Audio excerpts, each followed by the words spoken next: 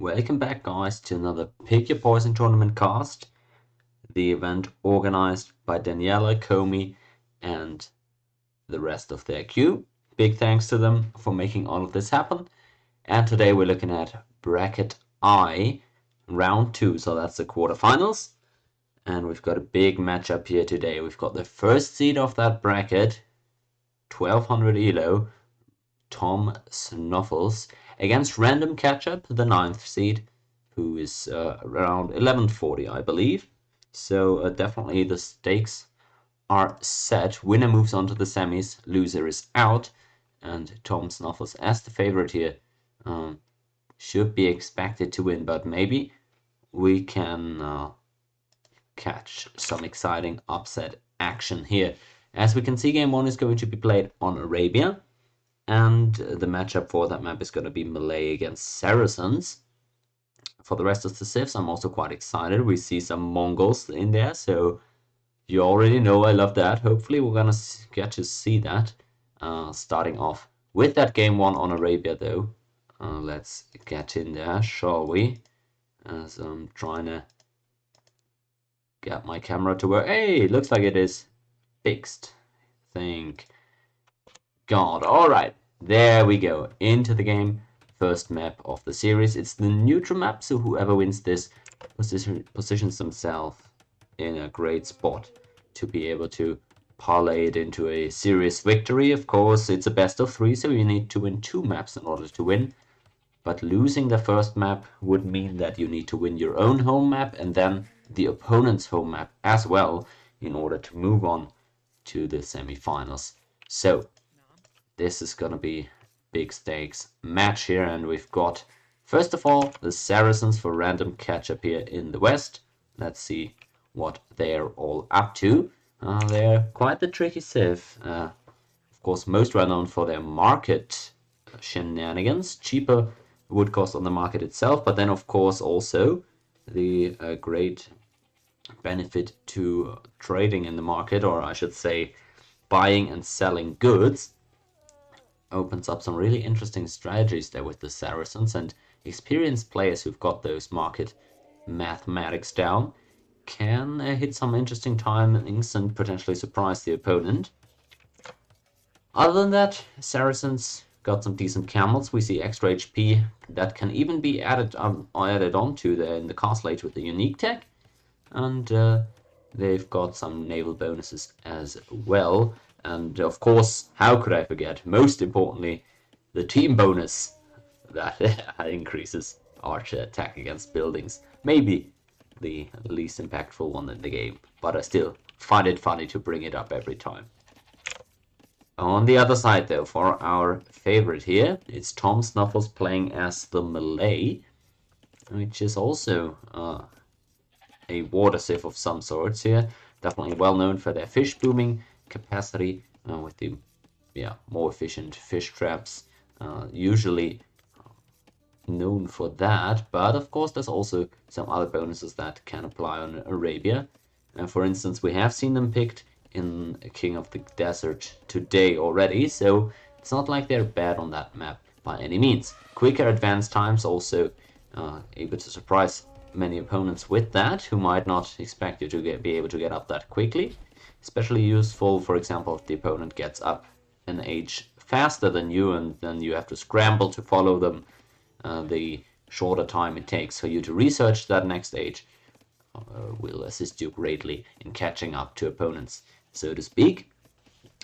Other than that, they've got the cheap elephants, which are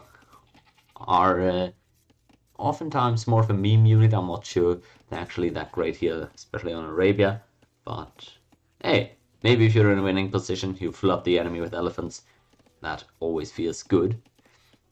And early Castle Age elephant rushes, if you're able to pull that off somehow, I mean, tough to stop. So I don't want to talk down on them. Interestingly, though, the cost-free infantry armor upgrades, that's a pretty big one as far as I'm concerned. That, of course, is the most important upgrade for infantry units, and getting those for free in every age can add up to quite some value. And men-at-arms, longswords could be quite scary there if you're playing against the Malay, so keep an eye out for that too. Now, we're already quite some time into the game, so let's not miss out on anything here. We've got both of these guys on decent spots. Malay actually having picked up Loom already. Might have gotten housed for a second. Idle TC times identical for both these guys.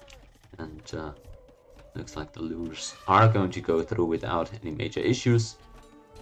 Although we see some skirmishing up here. The early Loom benefiting tomsnuffles actually in this one. Able to take a decent trade into the enemy scout. And getting that house up as well. Doing some good job scouting the opponent early.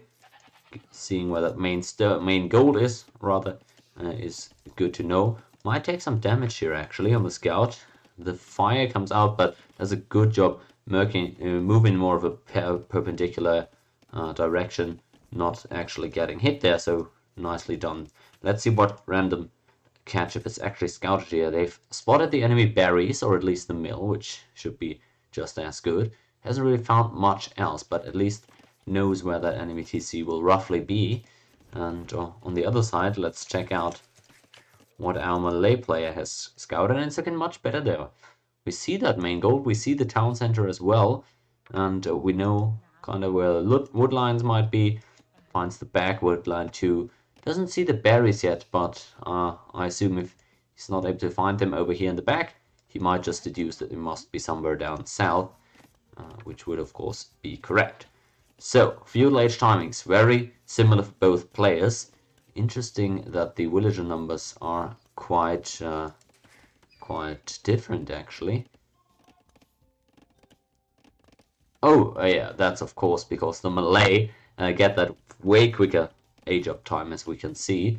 They were able to get in 2 extra villagers and will be up at pretty much the exact same time as their opponent. So that's kind of the Malay privilege here in the early game, able to get a better eco up and running and not even being late to feudal age. Despite that, getting that palisade wall up nice and early as well.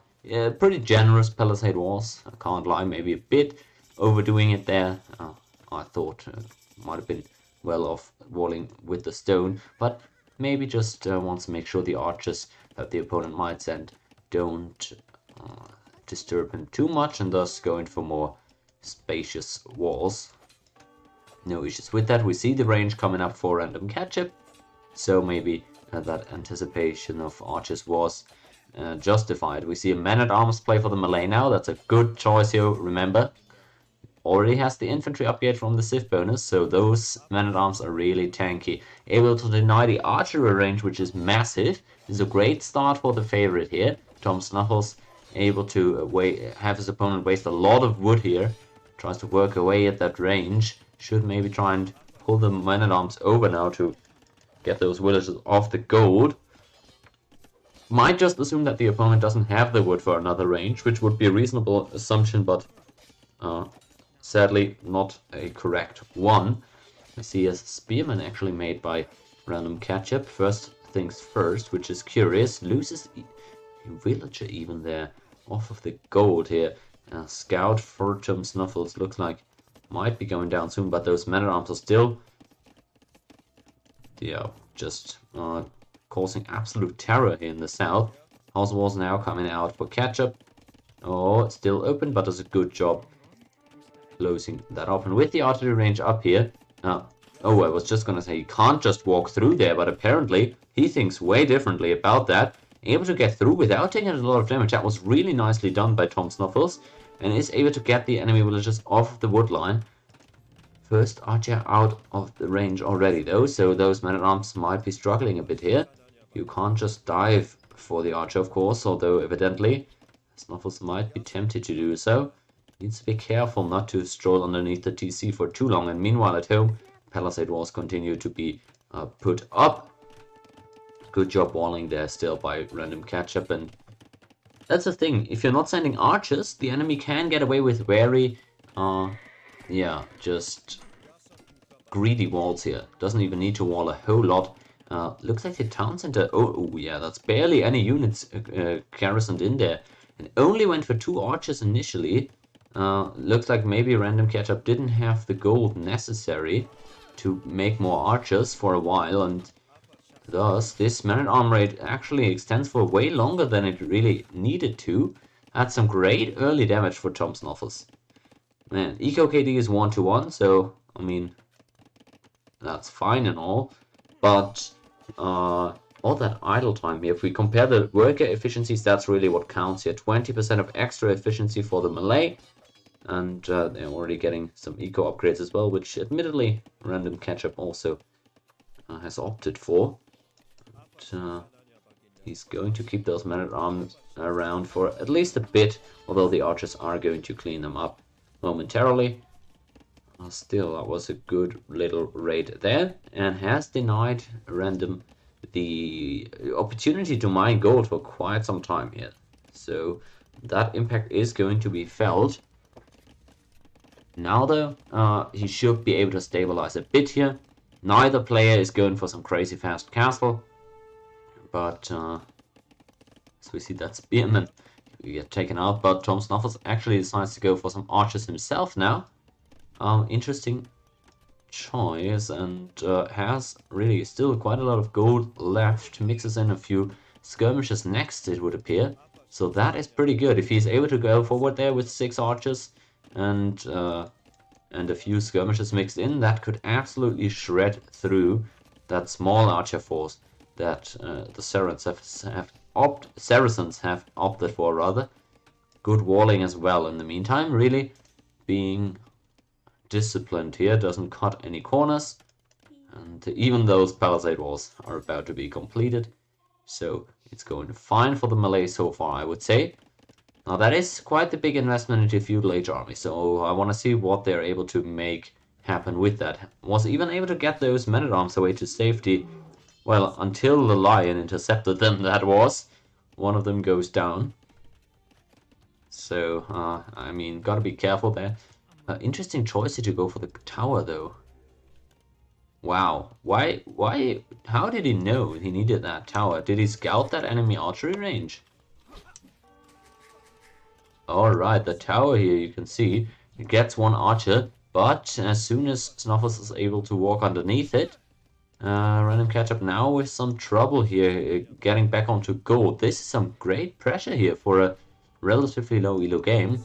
This guy is playing his early feudal age very well in terms of army management here. Was able to use those few men-at-arms to great effect, and now causing huge discomfort as well to those gold miners. Able to get back on over to the woodline here, where he's able to idle yet more villages. And those archers, that's exactly what I was talking about. If you're mixing in a few skirmishes there, oh, that's so painful. I would have liked to see 2 or maybe 3 skirmishes for maximum effect.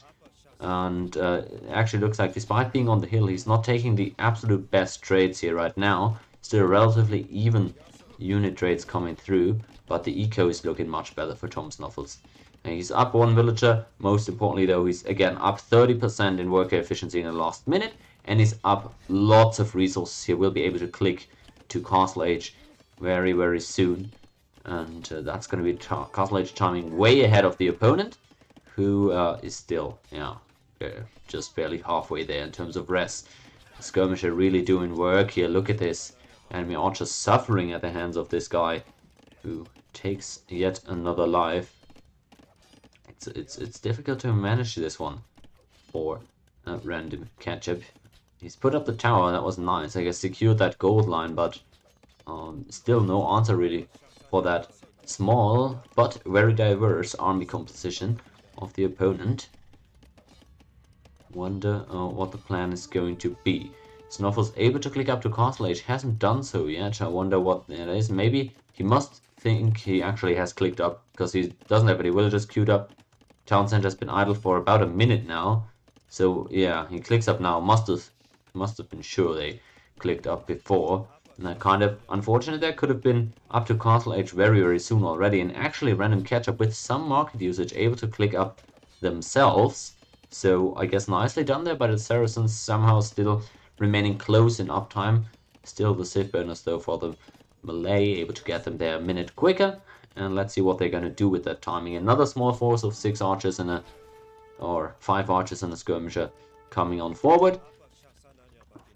Still, RandomKetchup doesn't have a lot of army to deal with that. Actually, has nothing at all right now. Finally decides to queue up some skirmishes himself, but meanwhile getting harassed in the east. This is huge pressure from tomsnuffles, and a 40 villager castle age with this much military is really nice considering our low elo here. This guy's making us proud. A deserving #1 seed in this bracket for sure. Able to harass the farmers even more. And just a few skirmishes is all that RandomKetchup has against this for the time being. We see elephants, the actual choice for tomsnuffles here. Wow, I'm not sure I love this, but maybe it's the correct call. Hey, it's not that expensive to go all elephants on Malay. You need some upgrades for them, but yeah, he's already putting in those resources into the blacksmith and taking yet more lives here of opponents' villagers.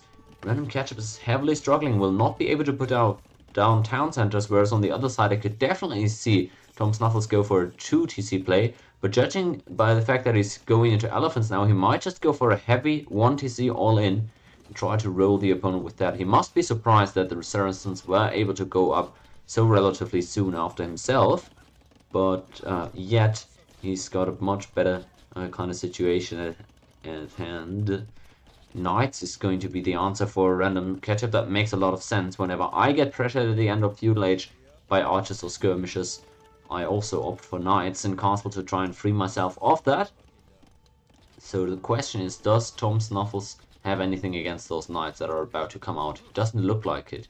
I don't really love elephants into knights. I don't think that's... I'm not as familiar with those units, by the way, so correct me if I'm wrong, but that doesn't sound like an efficient trade. Maybe there's some bonus damages, though, that I don't know about. Oh, look at those knights. They're gonna make quick work of that forward, and you gotta assume that tomsnuffles wasn't actually expecting it to, well, or their opponent to get up to castle age this quickly. Second town center up for both players now, albeit very slowly here for the Malay, so it's actually gonna be a RandomKetchup that might be a bit quicker here to start the villager boom. He's made the best out of this very rocky situation here in feudal age and arrived to castle age in a relatively fine spot eco-wise.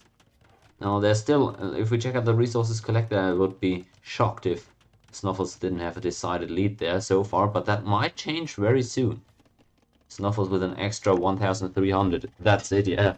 But honestly, that might change as soon as that TC boom from RandomKetchup starts coming through. We have the elephants though, 16 now for the Malay. I would love to see that second armor upgrade. He's got the resources, but his elephants have now been spotted. If we check this out, we can see RandomKetchup. He's walking through those elephants. Oh yeah, he spotted them now. What's the response going to be? He doesn't know about this main force of 14 here in the west. So how's he gonna react? So far he's just chipping away at that first elephant with a couple of knights. He's gonna try and break in from the west, I reckon. But lots of knights here coming out for RandomKetchup. We'll see how well those hold up. They're already into the enemy eco, so man, great job by RandomKetchup in a matter of a few minutes, able to turn this one around. tomsnuffles investing sheer endless resources into this elephant play, and now trades into those knights. Of course, the sheer numbers making that a worthwhile trade, and he's gonna try and break in here in the west. It's gonna take him a lot of time though, and RandomKetchup just calls it here. Sees that these are too many elephants to stop. That was a great effort, man. I gotta say, he was so far behind getting to castle age, but he made really the best out of that situation. Seeing the opponent triple TC boom here though might have been a bit too scary. 20 farms already for the Malay. I guess why you would call it here, and you can't really stop an elephant push, right? You can't just wall them out. That's not really how elephants operate. So I get the GG call. That was really nicely done by tomsnuffles. That was immense pressure early on. I thought maybe the elephant play could have been a potential throw, but yeah, RandomKetchup didn't have the eco to stop this. In the end, had the monastery up now, some monk response would have been it, obviously. Either way, that's gonna be it for game one, and Snuffles taking a great victory here, meaning we're going to RandomKetchup's home map next, which is Golden Swamp. We love to see it. That is one of the coolest maps definitely for this tournament. So let's check that one out. It's going to be Portuguese against Mongols. And I'm always happy getting to see Mongols. Thus, this is going to be another great game here, presumably. As I quickly set up this overlay, we're gonna get into that momentarily. Hey there, Beige. Good to see you in chat. You're in here right in time for the start of Game 2, if you're able to stick around. We saw the favorite here, tomsnuffles, take a great victory in Game 1. Surprisingly high level of play, huge pressure with archers getting to Castle Age, and then a melee elephant push in early castle to overwhelm RandomKetchup and take this 1-0 lead in the series. Now on to Game 2 though, where parts are all mixed up and put on the table again. We've got Portuguese in the west against Mongols in the east, and love to see it. My Mongol friends getting more and more love. Oops. I'm trying to find the emotes again, of course. That's what we're here for. And we'll see if RandomKetchup can channel the power of the great Khans to equalize the series, or if tomsnuffles is going to be able to close it out without huge trouble here in 2 games. So, let's look at those civs and what this matchup might have in store for us. Got the Portuguese here in the west, which really I'm not sure if I've even cast them yet at all, maybe once or twice in this tournament, but definitely not a lot. They aren't very popular in this event. Maybe people don't actually consider them such a versatile civ. Many have complained about the organ gun changes that were introduced in the huge April update patch, but we'll see how they do here. I'm not sure actually how good this civ is at this point, but tomsnuffles as the #1 seed, maybe he can show us the way here. Now, what's the bonuses that we should be looking out for? Extra HP on ships could be great on this map. We've seen to varying degrees people prioritize water on this map. Some people just ignore it entirely, other just put out a few fishing ships. But then again, there's some folks who go heavily into water, try to contest, build up lots of ships, and control the game via the water in the middle. Either way, Portuguese should be well suited for such a play style. Of course, all units being cheaper in gold is great as well, especially if on this map you're not able to, for some reason, control the middle, where there's a lot of gold. Saving all of that gold throughout the game might come in quite handy as well, and quicker researching technologies. Cool bonus to have, is going to be useful on any map. So Portuguese, a decent civ all around with some water options, so doesn't sound the worst for this one actually, although I'm maybe a bit worried here in the early game if the opponent is able to bring the fight to the land. Now for the Mongols, we of course know all of their bonuses. There are boys.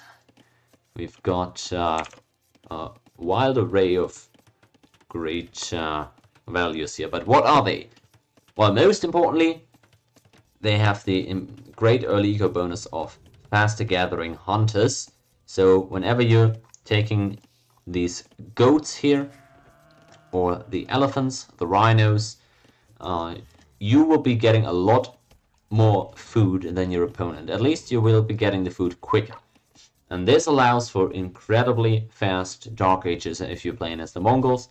You're getting food so much faster than really any other civ in the early game if you're prioritizing the rhinos and goats. That, yeah, really, you're able to surprise most people, especially in these types of elos.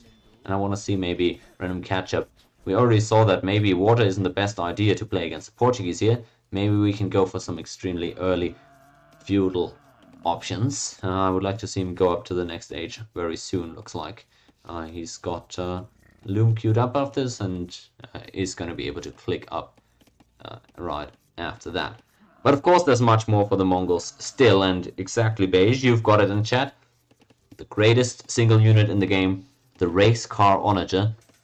available to them in Imperial Age, especially great against archer civs. So if your opponent ever ends up going for archers, just smack them on the head with those onagers. Faster moving than those archers, nobody can handle that, I can assure you.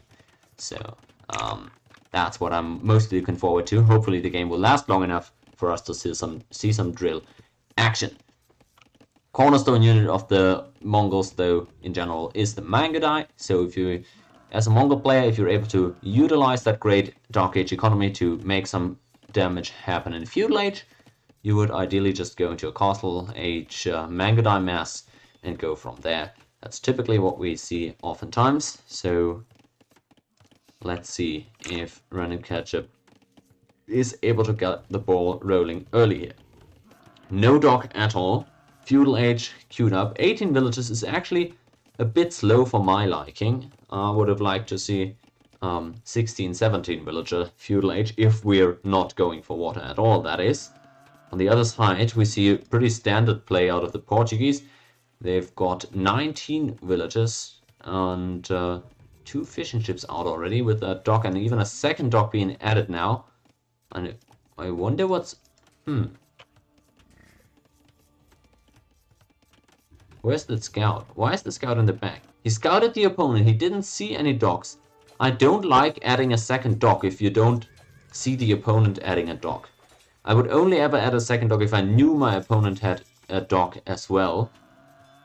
This is kind of not really necessary. I feel like this wood could have been better spent on ships if you were, if you were aware of the fact that the opponent isn't actually going for any docks.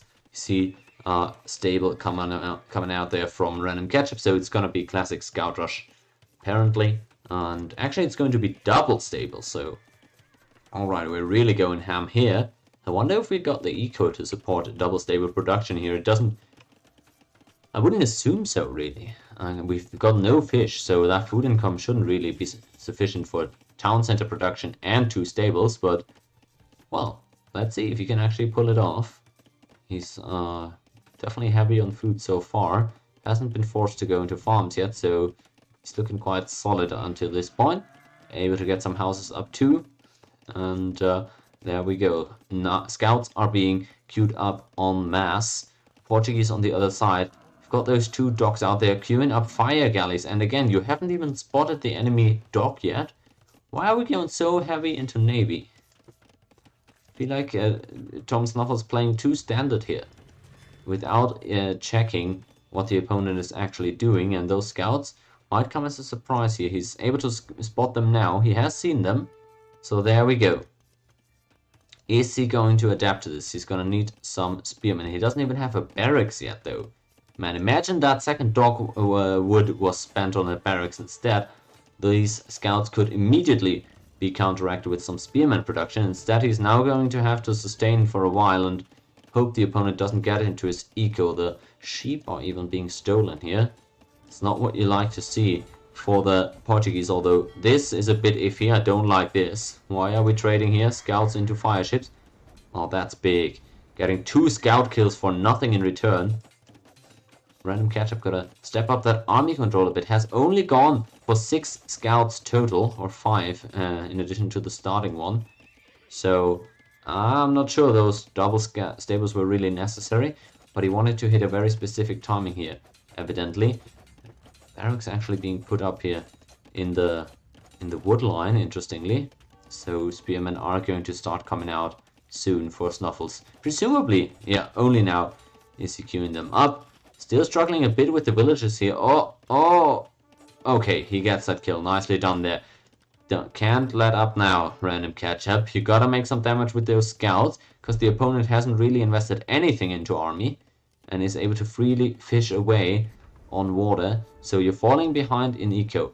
Luckily, those villager kills were really nice, and the opponent is sitting on 2.5 minutes idle TC time. Alright.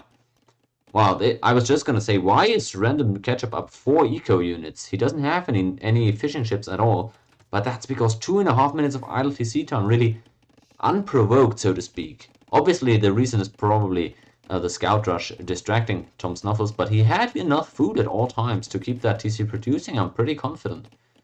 So that was actually an unforced error, putting Snuffles behind that RandomKetchup probably doesn't even know, but just looking at the score, he might have an idea of how much damage he has done, despite not actually killing more than one villager. He's still keeping those scouts around. As long as you, the longer you keep them alive, the better. And Overchop was actually in here, or at least the palisade probably was deleted to get the spearmen to come out. Almost punished there by the Mongols, as the wall is deleted again. Once more spearmen on the map here, tomsnuffles. You can't save cost on those, that's for sure. Scouting forward with the fire galleys now, so he's gonna know not to produce any more navy. Scouts have found another group of villagers though. That's gonna be another kill. There he goes, nicely done. Is he able to get out of there as well? Alright. Blue's food income has stalled, is what you say. You're absolutely right, of course, in your assessment that Mongols traded water for early feudal age pressure. That's kind of the trade-off. Oh, I don't like this. Why are we doing this?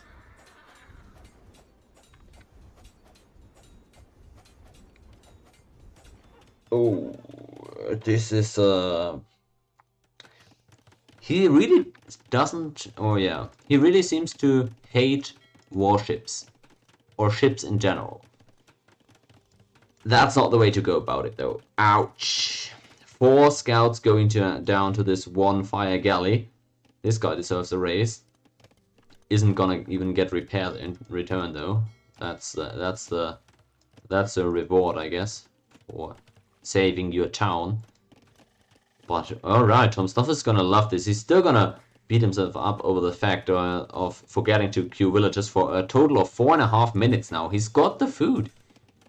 At this point I feel like he's purposely idling to get up to castle age, but he doesn't even have the second building yet. Oh boy, this is rough for Tom.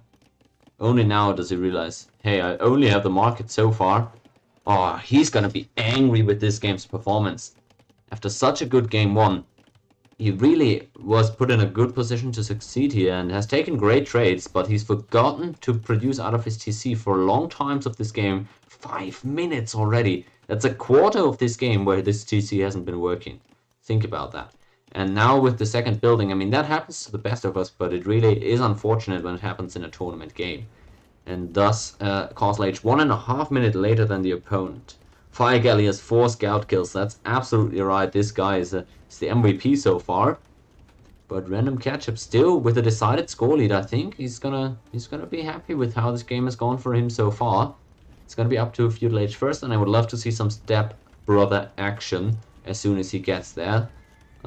He doesn't have any on stone, so it's not gonna be a castle drop. So the only logical alternative would be the steppies. And let's see if that's what he actually ends up opting for. Ooh, fancy. What are we doing? We're doing 1 stable steppies, 1 stable knights. Look at the difference here though. Step lancers able to be produced quite a bit faster, and that's gonna make it so the opponent, or that typically makes it so the opponent has a lot more units to worry about than if you're just going knights. We're getting both here though, interestingly. So that's an interesting mix that I don't really see all that often. But let's see if RandomKetchup can make this work. We've seen this on this map on 1,000 times. The player controlling the land, sending a few knights around the lake to try and harass the enemy economy. With step lancers plus knights though, I'm curious to see how this one goes. Oh man, one of the best things about step lancers is, by the way, you're able to, as he just walks out through the front, giving the enemy a 1-minute heads up before he gets there. Okay, I don't love this, but he is demonstrating no fear and showing he's playing with open cards, so to speak. So that's honest gameplay at least. And that's what I was gonna say. I love about step lancers that you can hit fishing ships oftentimes when they're fishing with the extra range. That is really efficient against fishermen. But with the warships being there to protect them, it makes sense that you wouldn't be sticking around and just instead try to hit the enemy villages at home. Oh man, you gotta be better about controlling that army though. Snuffles has put up a 2nd town center already and could go for a 3rd one here in a moment. So you're gonna need to do some damage now. Where's the, oh no, what are we doing? Oh, where's the garrison? Oh wow, that's massive. Look at the kills on those. That's 6 kills. And the eco difference is getting ridiculously high. Man, the Mongols are capitalizing so hard on this early game where tomsnuffles had all the tools he needed in order to succeed. Had he just pressed the town center button and the Q button a bit more in the early game and the garrison button this time around, he would be in such great shape here. But the blunders really, on several occasions now already, RandomKetchup punishing super hard here and getting another round of villager kills. It's 8-0 in eco KD. It's a 10 villager lead despite the fish economy here. That the fishing gap is included in that 10 villager delta. So man, I would love to play Mongols on this one from this position onward. You've done so much damage here. If I'm the Mongols, I'm going on stone now and trying to get some Mangodai set up ASAP, because the opponent is heavily going to go into pikemen now, or even monks, to defend my knights, and thus the Mangodai punish would be severe. Instead, it seems like Ketchup is adding a second town center, which is always advisable, but no castles anytime soon.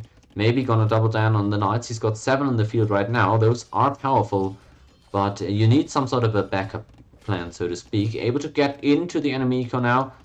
Let's see if Snuffles is going to garrison in time here. This time around he does pay attention, and looks like he's going to get a free knight kill there in the west.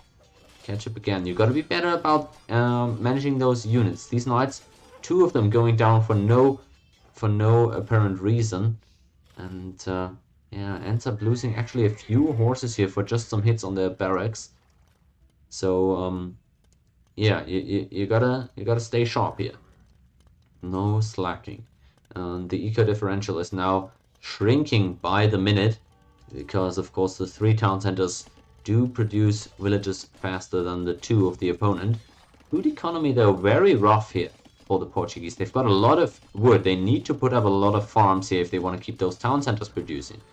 And that's going to give the Mongols, who are sitting on 18 farms, a great opportunity to catch up in terms of villager numbers. Able to get in here again. Takes a trade into the spearmen. I'm not sure how I feel about this. It looks like the numbers are doing them a great favor though. And that's another small group of units completely broken up. And again, the horses are in. Cavalry raids continuing at all times. Town centers being kept idle. The food economy is disastrous for tomsnuffles, who's continuing to fall behind in eco. The 700 score differential looks worse than it actually is, but it is pretty bad, I gotta say. I can't lie. It's not a great spot to be in here as the Portuguese, who... I'm not sure why we made this many ships at any point. We had vision on the opponent. We knew they were not making docks. Why were we making galleys instead of any land army? Why were we not making monks, for example? Those are some questions I wonder about here, as the raiding continues. And, with this food eco really being super rough for the Portuguese still, it's difficult. It looks like he's going to try and put up a castle. I don't like that. I think that is a bad response here. If you just try to force up one castle, you're able to protect one corner of your eco, but the knights can simply raid other places. I don't think castle is the correct response to this. I don't think diving the TC is a good play either, though. So RandomKetchup kind of again giving up some value on those horses, taking a few too many shots for my liking at many points of time, but is still able to get a great many villager kills. So overall, this is good play out of the Mongols. They're really playing aggressive in the castle age and exploiting the army gap that they have right now. I just can't agree with the response out of tomsnuffles. It's been super slow. No monks at all. No pikeman upgrade even. Instead, we're going for super heavy stone for some reason, thinking that a castle is going to save us, while having given up north of a dozen villages already. It's not personally how I would like to see this one played out, if I may be honest. This isn't even that great a castle location. I would call this even a lousy castle location. The only thing you're protecting with this castle is this stone pile. That's it, like literally. Oh man, I don't know. I don't know. I'm not a fan of this castle play, but maybe he just wants to go into organ guns. Doesn't really care exactly where that castle is. Maybe he thinks that's going to save him. The Mongols, meanwhile, have also begun mining some stone, but it's going to take them quite a while before being able to drop that castle. They have the resources to go up to Imperial Age, actually, but no buildings yet, so we'll see what the plan is. Why are we saving this many res, actually, at this point? Looks like he's buying some wood, though, to try and put up the buildings, perhaps, and get up to Imp soon. 75 villagers. Don't think we need Imp just yet. And the water pressure is getting a bit much here on the front, so a castle would really be timely here. But we'll see what the choice is going to be. Imp is on the way now for RandomKetchup. I wonder, again, what the idea is. He's mining stone, so maybe he's just trying to put up a castle, make a trebuchet push happen. But otherwise, I'm not sure what we really need this Imp for at this point. I would love to see some Mango die out first, actually. But either way, he's used this raiding force to great effect. He's finally going to lose the last of these cavalry. And that's going to give tomsnuffles some time to breathe at home. But he's still 20 villagers down. And it's going to be a difficult road back into this game. Portuguese might just be able to do it, though. That's a lot of navy controlling the middle entirely here. And it's going to be difficult working their way back from this one. It's fun to see both players executing such different strategies, says Bajans in chat, and I find myself agreeing with that every time. I love to see when we see greed versus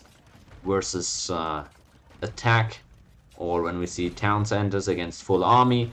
I love to see navy versus land. That's oftentimes the most entertaining games, and this one is no exception. Certainly, it's Portuguese trying to find a foothold in this game. Have struggled so far. A monk to heal up the villagers from the galley fire. Alright. 5 head. Gotta get the conversion here, actually. That's interesting. You don't see that all too often. Scouts being converted. And, ooh, what are we looking at here? Oh, I feel like this is not the play for tomsnuffles.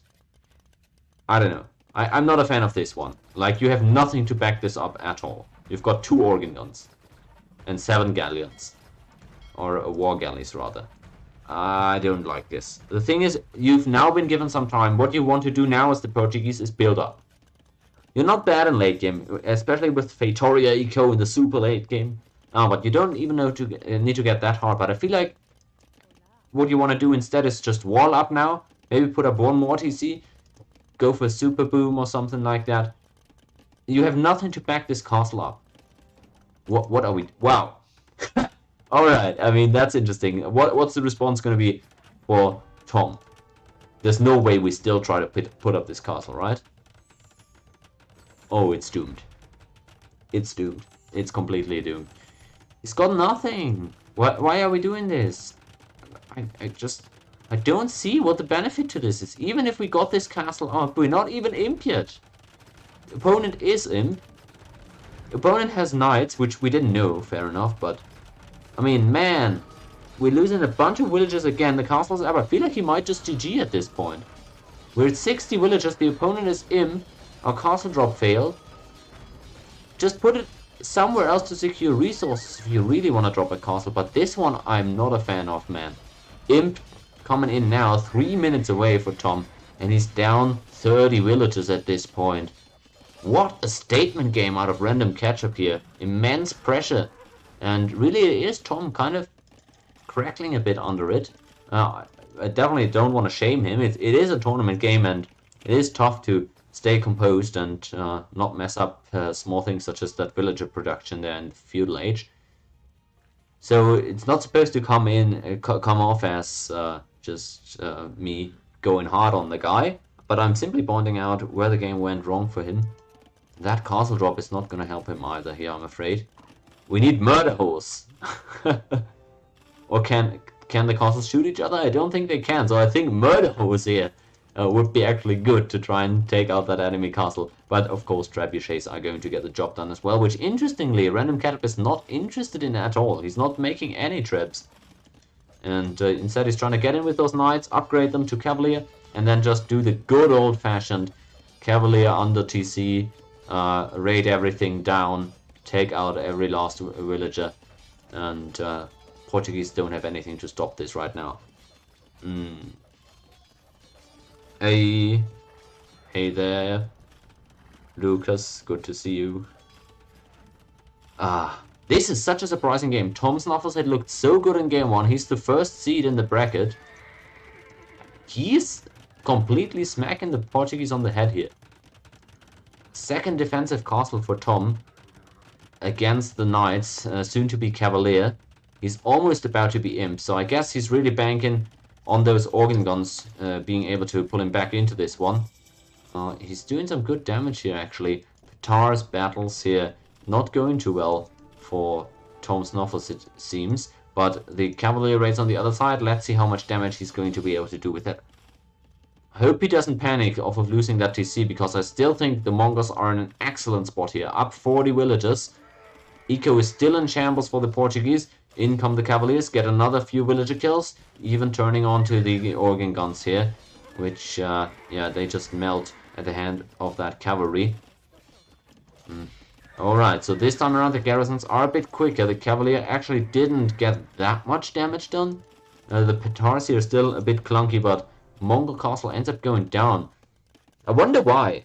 There was no reason to let this castle drop for random. He could have definitely just trapped down the enemy's castle. Didn't need to give up the TC either, but he was, I guess, just fully committing on offense. Gets another wave of Cavalier to go in here. He's still up massively in terms of eco, and is just gonna resettle the economy a little bit further down south, it seems.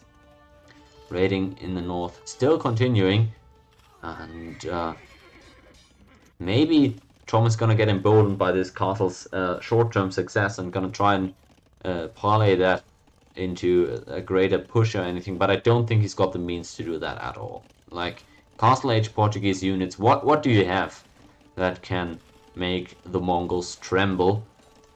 I'm not sure about this one. Maybe I'm just too biased for the Mongols, and I mean, that wouldn't be a shocker, but I see this one going quite well for them.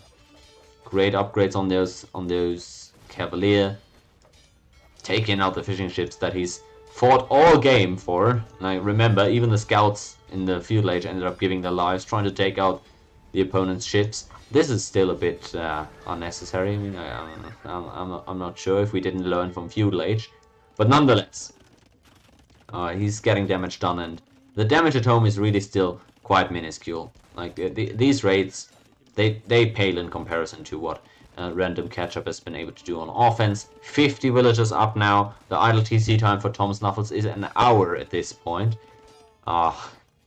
He's just never been able to get a good eco up and running. Needed to invest every resource he had into just trying to stay alive, and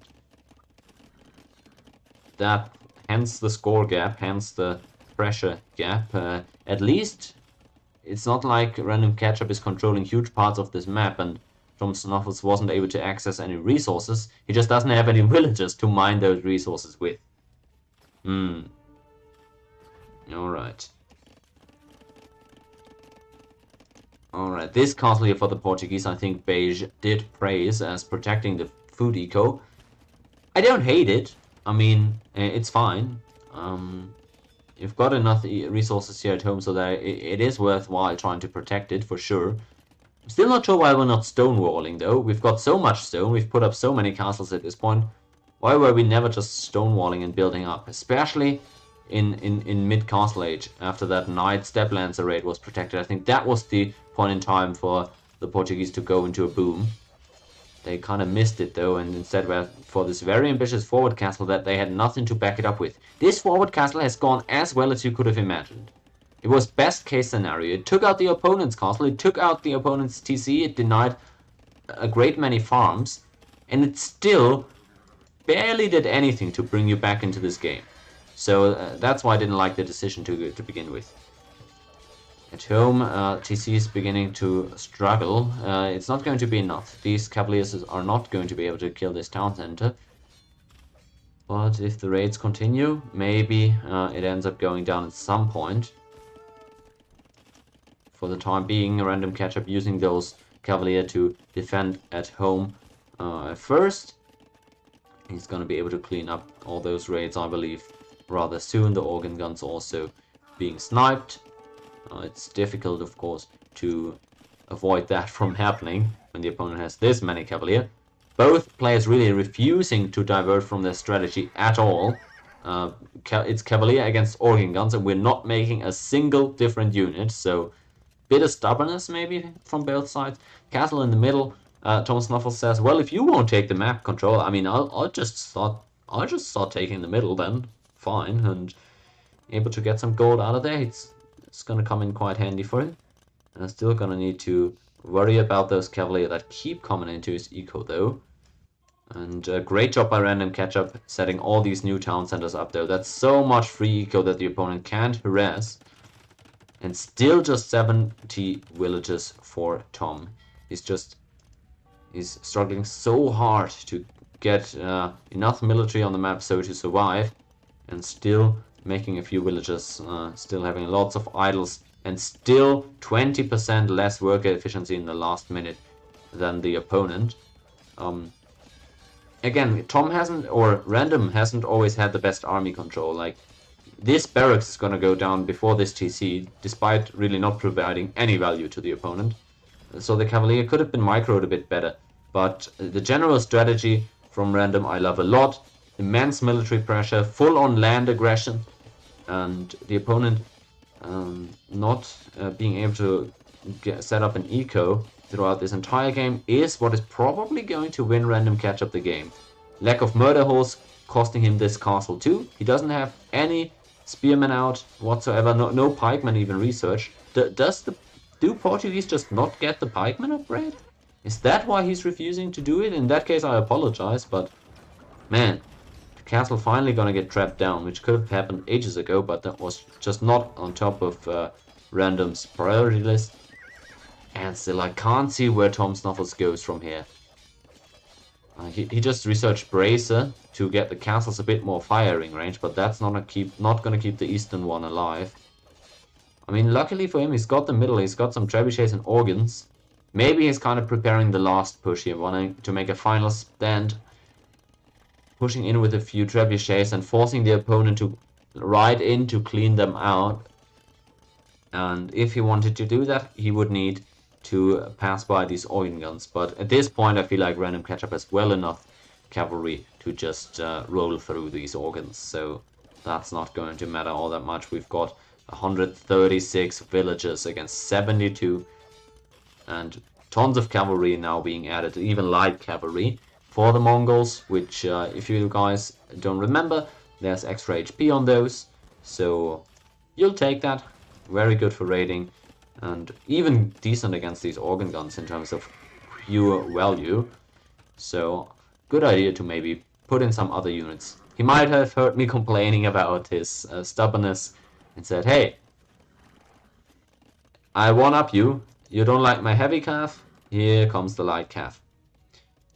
And thus, he's gonna have some units that are able to trade a bit more efficiently into the organ guns if he doesn't want to waste all that gold. Because remember, he doesn't control the middle. He wants to kind of manage that gold efficiently and can't really afford to just throw it out as he pleases. Actually goes around this time around for the first time here, trying to hide the cavalry raid. And again, gonna probably get another dozen or so villages with that. So I don't see this one getting better for Tom at all. Score gap at this point at 3k. It's got to be discouraging while playing.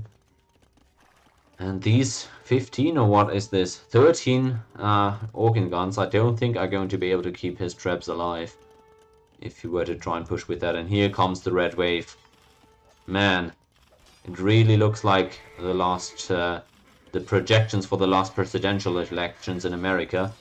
This is the red wave they were dreaming about. I don't think this one is going to be as underwhelming as the US one did it end up being. Oh, look at the kills here again. All the villagers going down or being forced to garrison. It's not going great for the Portuguese, really, and it hasn't at any point throughout this game. Oh, look at the pure organ guns. the poor organ guns, rather. All of them going down. Surely we're calling it at this point, right? I mean, what else do we have? That's the entire army gone. Even the traps are gonna get... Oh man, there's no mercy at all. He's just rolling through there. Yeah, if we can say one thing, it's that RandomKetchup is not scared of losing that army if it means killing a few enemies. Alright, he's cleaned up absolutely everything. Man, Tom, this one just wasn't your game. And a night and day difference after that first one where he controlled it so nicely. Super scary elephant push out of the melee. Wasn't meant to be in this one, I suppose. Actually ended up repairing that castle back to full HP. Actually, didn't expect that. And instead of taking the castle in the middle, Tom GG's finally. And that's RandomKetchup tying up the series at 1 apiece. Who could have seen that coming after game 1 here? Interesting series so far. And we've always loved the action on this map, and I hope you can see why. Lots of stuff going on there. It was nicely done. RandomKetchup, maximum pressure. Really a mirrored type of game from game number 1. And so I'm really not sure who's poised to take this one now. I can't really point out anyone as the favorite as we go to the final game on Islands, which, oh, well, hopefully that's not going to be a 1-hour game. But let's dive in there as fast as possible to get underway and see who ends up taking the series here. It's 1-1. RandomKetchup against tomsnuffles for a spot in the semifinals of bracket A. And here we go on Islands. Berbers against Bulgarians. So I feel like I'm quite sure about who I prefer in this matchup. Again, shout out to RandomKetchup being able to get a victory on our beloved Mongols in the previous one. Let's see if he can replicate this and reverse sweep the number 1 player to advance in the tournament. Decider game 3. Islands. RandomKetchup against tomsnuffles. The latter of which is playing as the Bulgarians. What do we expect from them? Well, they aren't typically seen on Islands. We see the bonuses right there. They are very well known for their feudal age push, actually. So as soon as you're at feudal, the man-at-arms plays deadly. You get the upgrade for free. You also get very cheap blacksmith upgrades. So you're able to really make those man-at-arms hit harder than any other man-at-arms really in the early feudal age, I would argue. And that's pretty annoying to deal with. Then, of course, this extends throughout the game. So even the longswordsmen, the two-handers, you get those upgrades coming in as soon as you age up. So quite scary infantry from that regard. Then again, you're also somewhat of a cavalry civ. So oftentimes you want to get blacksmith upgrades for both infantry and cavalry. Iconic, unique unit, of course, combining both unit types, and thus the cheaper blacksmith upgrades really synergizing nicely with that playstyle. Overall, we see there the unique tags, again, just bonuses to cavalry or militia, depending on which side you want to lean more heavily on, or if you want to opt into both in late game, that's fine too. Need a good economy, of course, to set that up. And also the team bonus, again, you want to research a lot of blacksmith upgrades if you're playing this civ, and the faster working blacksmith are just a good bonus to have when you're playing as the Bulgarians and looking to opt into multiple unit lines. So quite a nice holistic civ, so to say. Beige in chat saying that Bulgarians are kind of his go-to civ. That's nice. I'm not sure you actually got to play them in your set that I cast. I don't remember that being the case. But either way, good to hear some Bulgarians enthusiasts. I personally don't enjoy playing against them a lot because, they always mess me up in early feudal. But well, we'll see if tomsnuffles is going to be able to pull them off on this map where they're not traditionally at home, since, the feudal age aggression is quite limited on this map usually. His opponent though, RandomKetchup, trying to pull off the miracle on the opponent's home map. He himself playing as the Berbers, which are a civ that on islands have seen quite some love from pro players as well. You wouldn't maybe traditionally expect that, but look at those bonuses. They are a Navy civ as well. Faster moving ships is super good. You wouldn't believe how many miles these ships on this map oftentimes travel.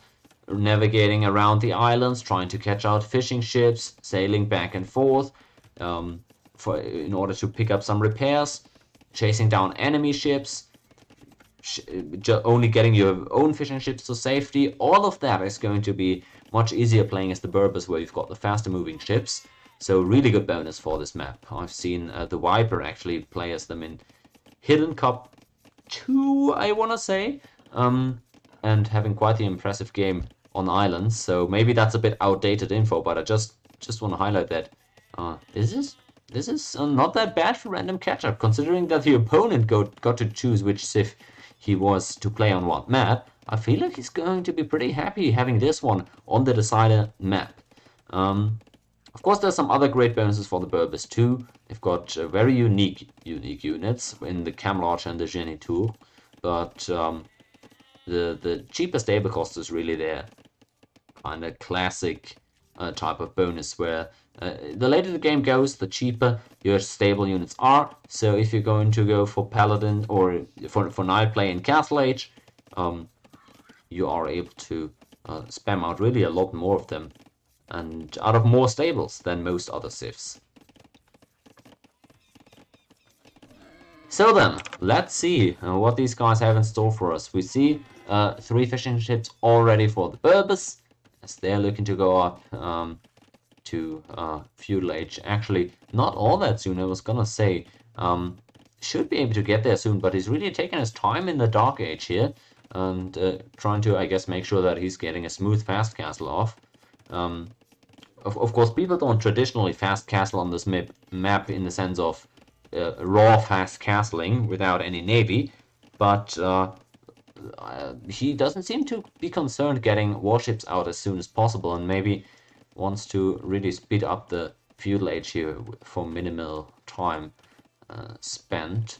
We'll see if that's going to work out in his favor, though, because this really is a late Feudal Age. He's already got 25 villages, 5 fishing ships out, and he's just barely approaching having enough food there. He's probably going to click up after this, but compare this to the Bulgarians, who are already going to be up to Feudal Age in a minute, and who are going... Ooh, that's a barracks. Are we going to see a landing? Yeah, that's definitely a landing. They're going to go for a stable or a barracks on the opponent's island, I can already tell. We've got the transport out, we've got only 1 dock, and we've got the villager forward. This is going to be a landing, so finally an exciting islands game with tomsnuffles on the way to Feudal Age. Almost there. Kind of getting housed right now, so I'd love to see actually... he's actually making militia at home, and he's going to bring them over. So he's not even taking the villager over. He's just getting 4 or 5 men-at-arms, I guess, and getting that free upgrade with Bulgarians. I might have underestimated his ability to pull off this bonus on this unconventional map, and look how this is going to go. Oh, thanks for pointing it out. tomsnuffles actually has lost a villager. So, yeah, maybe a boar lure gone wrong. That's the only thing I could imagine. Yeah, my apologies for missing that, but also not going to be that comfortable. Man, you're the #1 seed of this bracket. Islands is your home map, and you're resorting to sort of a cheese play. Let's hope this goes well, because this is surely not standard islands play. And it isn't from RandomKetchup either, who's gone triple dock, but super late Feudal Age. Could have really suffered if the opponent went for early galleys. That has not happened, though. So, tomsnuffles as the Bulgarians here.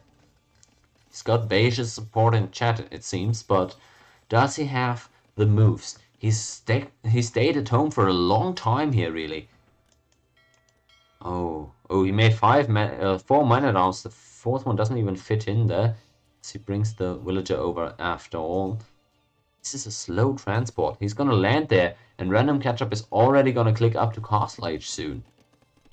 This is a weird game from both sides, because Random very late to Feudal Age isn't gonna go for a super fast castle either, though.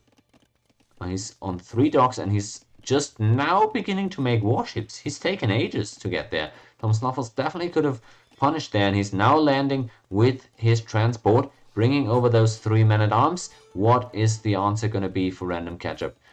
Oh, he's bringing his villagers to safety. And does he have any land production buildings yet? He does not. So I think he's going to need to put up barracks and an archery range here in order to deal with the infantry that the opponent is bringing on. Barracks being put up on the island as well. I like that choice. You're going to need to reinforce if you really want to end the game here. And that is what you're going to need to do as the Bulgarians. Already down 10 eco units. Already with 2.5 minutes idle TC time. This is the trend from last game. It seems when games aren't on Arabia, tomsnuffles sometimes struggles keeping that TC producing, and not due to a lack of eco management, but just due to not clicking the buttons. He has the eco he needs, just kind of forgets queuing up villagers here oftentimes when the game gets hectic, I assume. And he's gonna need to do damage on offense here because he's losing a lot at home. Oh, he's not even defending his fish here. It seems to be quite the stressful situation for him. But RandomKetchup has reacted excellently, walling in that wood line, even with the repairs. So he's going to be safe for a while, as more men-at-arms might start coming out for the Bulgarians soon. And if I'm RandomKetchup here, I'm really just looking to click up to Castle Age. I feel like Castle Age would be great here, because the opponent isn't putting massive pressure on land nor on water. So I would love to see him go for a second TC soon, maybe go for some knights. Either way, you can also just do regular archers or crossbowmen against whatever the Bulgarians have done so far. But both players are a little bit slow here for my liking in terms of making their next steps rather. Stable comes out as well. We've put up the barracks here on the opponent's island. We've not produced... Well, we've produced a single unit out of it, it seems.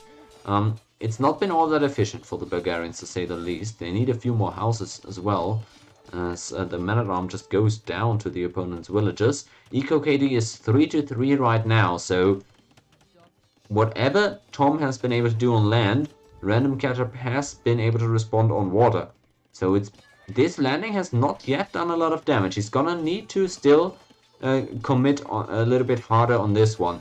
There's yet to come out an archery range for RandomKetchup, which, I don't know, I feel like people are playing a bit risky whenever they don't do land military against landings, because you've got to realize, when the opponent commits for a landing such as this one, this is a pretty heavy all-in for them. You don't need to greed it out there. You can afford to just respond and commit lots of resources yourself into land military. You just gotta make sure that you survive the landing, and you're probably gonna be fine. Either way, RandomKetchup, without doing that, still seems to be in a pretty good spot here. Responding with a tower now to try and secure that wood line. And the man-at-arms from the backside might be a problem here, eventually, as he comes in. No murder holes on the tower, of course, so that could go down rather quickly. More stables being added. Why are we putting up this many stables? Oh, I can see. We're just trying to get to Castle Age and put out some knights. The thing is, I don't even think we've got enough resources to produce out of 2 stables. So I'm not sure how good a decision this is. The water is now fully being won by RandomKetchup. Very contrary to last game, where playing against the Portuguese, he was not even taking the fights on the water, didn't even make a dock. This time around, playing a little bit more meta here as the Berbers, committing for regular water play. Struggling a bit against those men-at-arms though. Could surely use those villagers to try and get them off the tower. Both players up to Castle Age here soon though. Man, this is an interesting one here. This series is really tied up at 1-1 in a game where I really can't tell who's about to win this one. It's looking pretty good for the Berbers so far. The eco lead is pretty good, but a lot of idle time has come in as a result of the men-at-arms play, which has now turned into a longswordsman. Gambuson's also coming out. Looks like tomsnuffles is looking for a 2-pronged knights and longswords invade here. Is he going to be able to break in at all though? That's going to be the most important part. 2 TCs being dropped for RandomKetchup now. quite optimistic. I'm not even sure I would drop 2 here. Again, as long as I'm defending the raid, I'm in a great spot. So I don't think I would personally go for this heavy eco approach. But fair enough, he's already won the water, so he's not going to need to worry about that anytime soon. Actually, Snuffles trying to expand it a little bit onto the opponent's island. That's going to take ages to put up, though. So he's going to fall behind massively in terms of economy. His really only avenue is to try and row through the opponent with military. But look at this, just as I said, these 2 stables are not able to both produce. Not even the barracks is putting out units right now. This is a really slow push here on land, which is going to get even more difficult as those stone walls come up. And it looks like RandomKetchup is actually able to stabilize the game, which puts him in a great game state here. Interesting choice to repair the house instead of just putting up the stone walls behind it, which would be much easier to keep alive.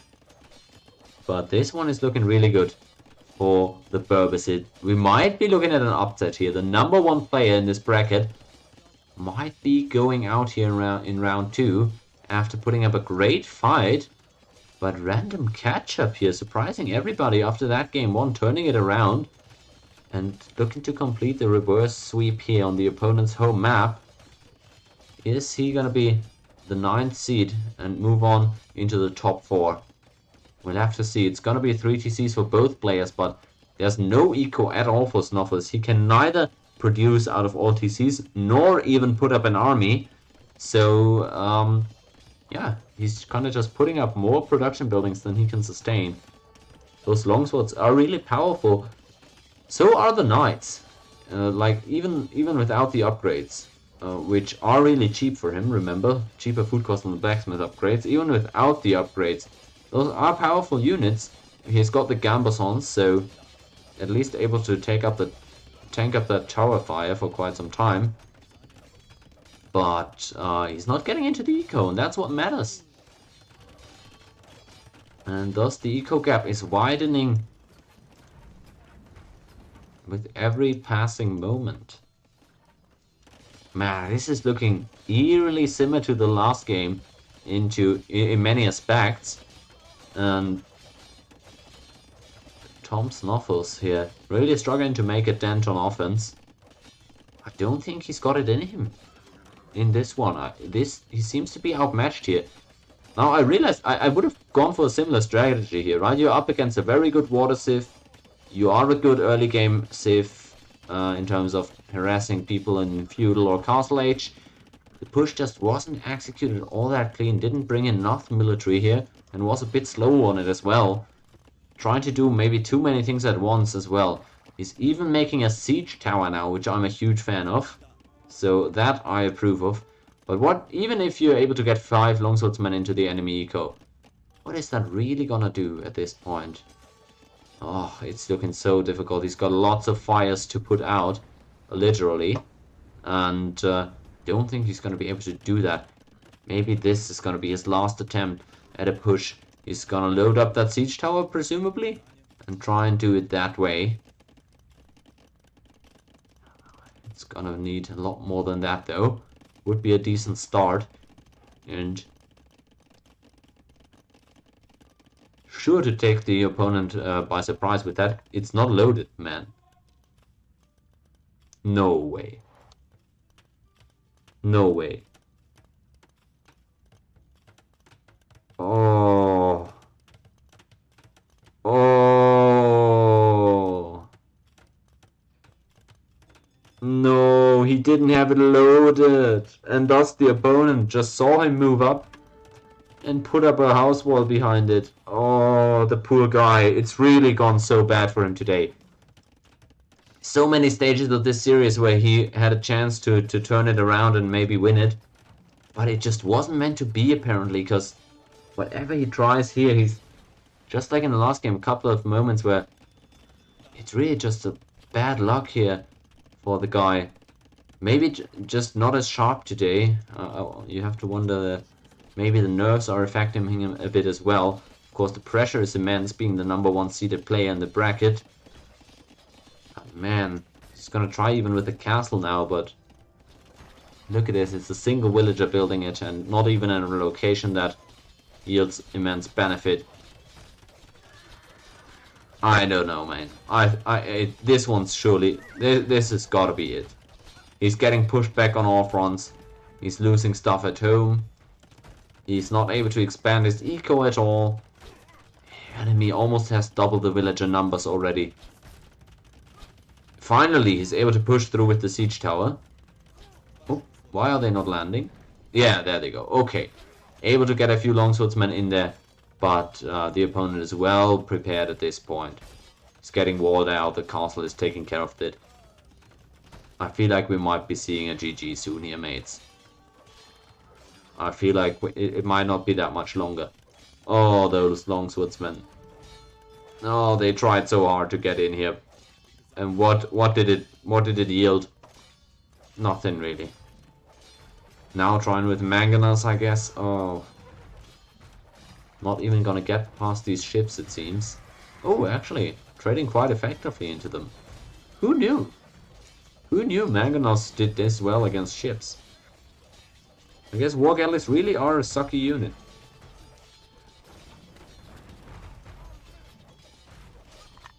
Alright, finally, some eco damage. Finally. Maybe that's gonna encourage him. Crossbowmen though, there to chip away at these longswords. No ballistics for random, but slowly but surely those are gonna go down. The siege tower is even moving through. Okay. We're pushing. Oh, all the longswords have already fallen. This is awkward. Oh, the moon. Okay. The moonwalk.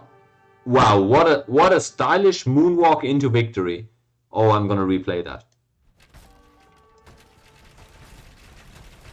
Man, that was a play here. The moonwalk into GG. Look at the guy. What is this?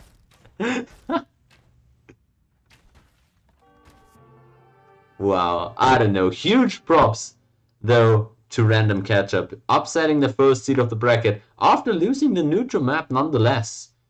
Taking the win here on the opponent's home map in the end. Chef's kiss. That was a beautiful series.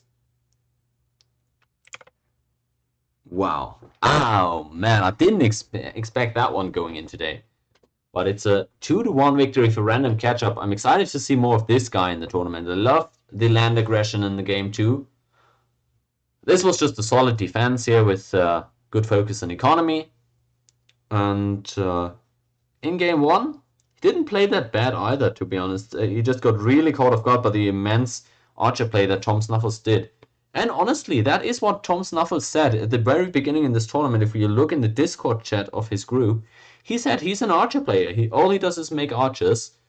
He wanted his opponents to know that, and he's kind of proven it here. Game 1 with the archer aggression had a complete chokehold on the game, and it felt like on the series too, but then being pushed off of his archer saves for games 2 and 3 really struggled there, and RandomKetchup capitalized mercilessly. This was a great series, guys. I'm glad I came out today to cast this one. I'll be back maybe tomorrow, but it's gonna be tough. I don't think I'm probably not gonna have time then. Friday, maybe on Friday. Friday noon or something like that. I'll try and make something happen. If not, we'll see. Either way, thanks for coming out, guys, both on the stream as well as on YouTube. Always glad to have people enjoy and take something away from these tournament games. Keep supporting the event and the organizers, if you will. And yeah, same to you, Beige. Take care. I'll see everybody next time.